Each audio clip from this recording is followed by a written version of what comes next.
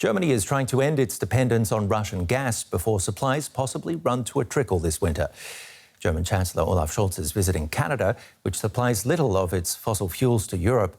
Both sides want to expand their partnership, but that won't happen overnight. He's on a shopping trip, but there's nothing here to buy. At least, not yet. Chancellor Olaf Scholz is in Canada looking for new energy suppliers as Germany reduces its reliance on Russia. We are working hard to become independent of this gas supply, and we are doing a lot of investments to make it happen, and we are doing it as fast as ever possible. Never such an infrastructure has been built in Germany in that a short time. Canada has lots of natural gas, but currently few ways to export it to Germany. Prime Minister Justin Trudeau only promised to remove regulation to speed up future gas exports. So we are in a situation in the short term where we will do what we can to contribute to the global supply of energy by increasing our capacities in the short term and explore ways to see if it makes sense to export LNG and if there's a business case for it to export LNG directly to Europe. So no gas for now, but maybe later. Another option the Chancellor is chasing, so-called green hydrogen. Canada's renewable power could be harnessed to create it.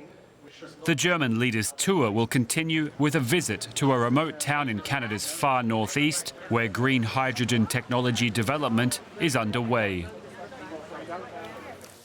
DW correspondent Nina Haase is with the German Chancellor's delegation on this journey and joins us today from Toronto. How successful has this trip been for Scholz? Well, this trip is not about delivering any short-term solutions. We just heard it in the report.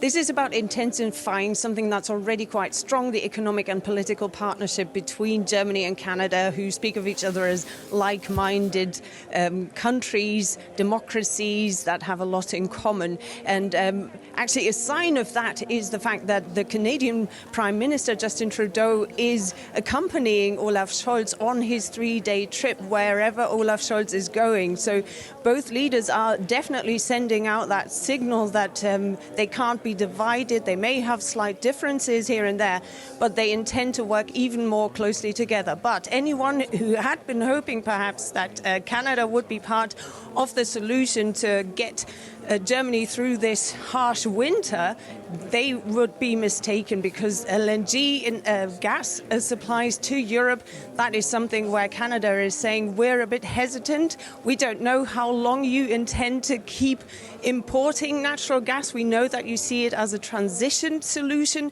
and so this is something where our investment would potentially be quite risky. But as far as the upcoming German winter goes, I mean, there are lots of solutions being looked at and already on target here in Germany itself among companies, consumers. There's a lot of energy saving going on, isn't there? Yes, that is correct. Germany is trying almost desperately to wean itself off Russian gas supplies. Russia has tremendously reduced the amount of gas that it's sending to Germany, so Germany has to diversify, and it is going on a shopping tour around the world essentially to get supplies. But again, Canada is not going to be part of this, not this winter and probably also not the next winter. And Canada can almost only play a role when it comes to helping Germany get through this winter by delivering more LNG through its west coast into the US and to the Asian market, because of course that would help bring the gas price on the international market down, and that in turn would benefit Germany as well.